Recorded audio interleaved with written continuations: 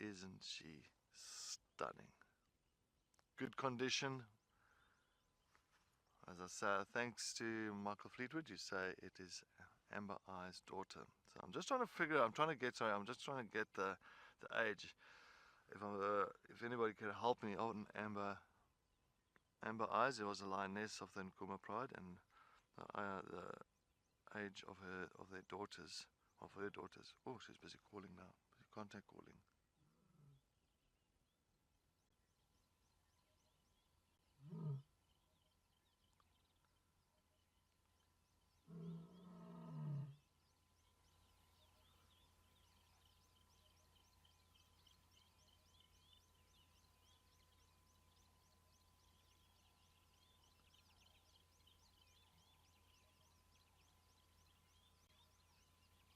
Of course, and what she's doing there now, she's picked up on the scent of others, and maybe that's why she's trying to contact call now.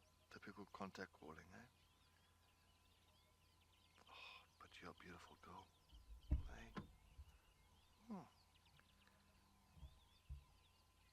But she's not an old female, so she's about a 4-year-old then. 2019 letter.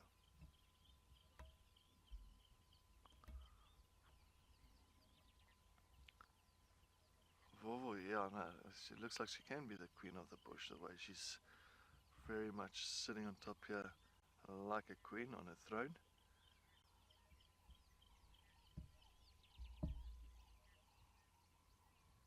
What a magnificent sighting.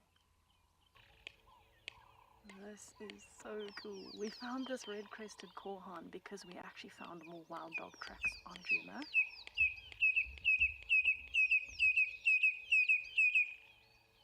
Oh, that was unreal. We've been waiting for it to call. I'm so happy it called. Well, it's been responding to another male. There's a male we can hear quite far away, and it's been building up to that call by snapping its beak. Now it's time for a little preen, showing off those tail feathers.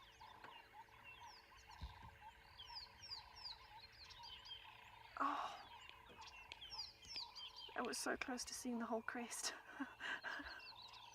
It's a very powerful call, and it pretty much takes the whole body. So he stands very still when he calls, so he can focus all of his attention on snapping the beak, but also producing that incredibly loud call.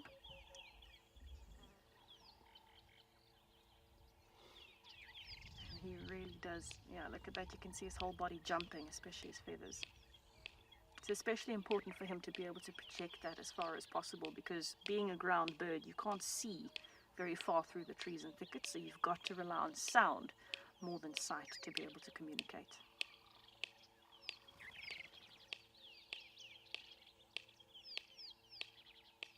Look how his tail jumps. And his chest, all of those feathers that are puffed out on the front of his chest.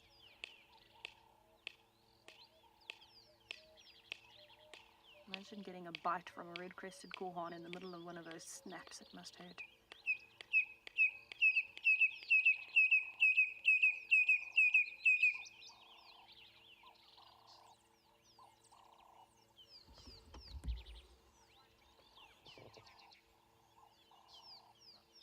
Hey, pretty boy.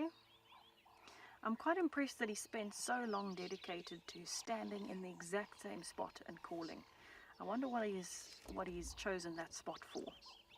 He's on the edge of the road, so it's still fairly open, but he has not even moved from there. He hasn't gone, oh, there's the red crest. Did you see it?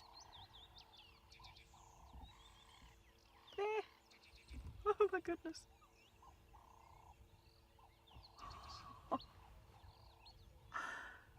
That was wild.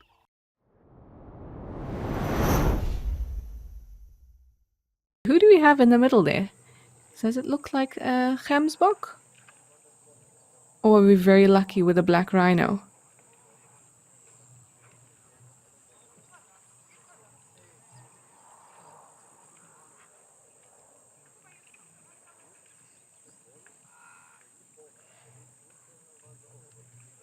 Oh goodness me, aren't we lucky we've got a black rhino in the middle of the Okakoya waterhole. Now, ordinarily, we would see black rhinos early in the morning or late at night, and this waterhole is famous for how many black rhinos you can see.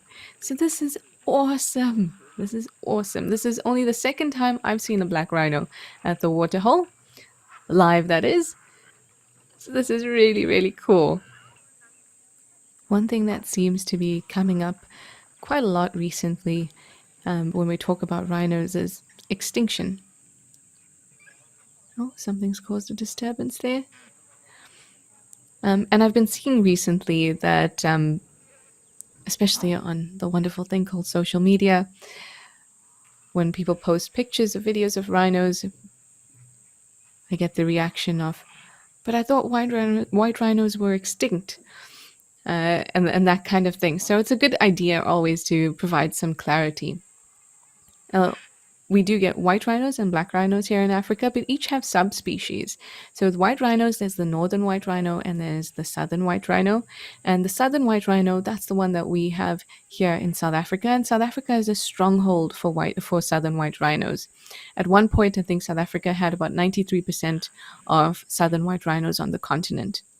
And that's owing to conservation efforts, anti-poaching efforts.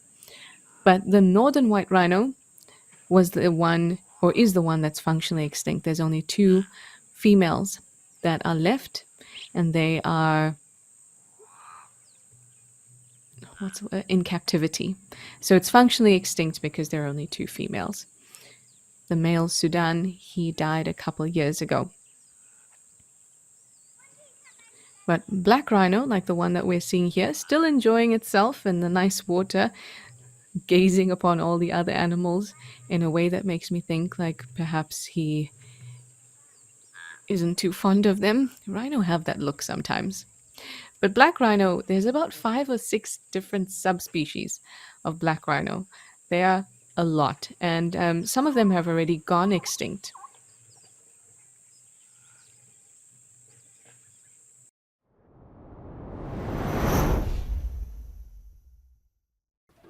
Nice. A bit of a drink there. Just the last bit of sunlight kind of streaming through these trees and lighting her up quite nicely. These cats get the vast majority of the moisture they need to survive from the food they eat, quite literally from the bodily fluids and blood of their prey. But on occasion, and obviously where available, they will drink water. Goodness me, we timed that so nicely.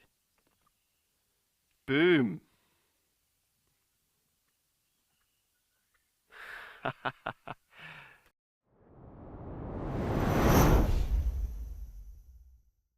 lion's busy drinking now from the little pools next to the road. As you can see, the one here, and then the one other there is the other one. Look at that. Look at that. How beautiful is this? The 2 male lions have decided to come for a little bit of a drink. Not the cleanest of water, but at least water is water, I guess. And they're loving it. But let's listen to this male next to us. We might be able to hear him lapping up the water.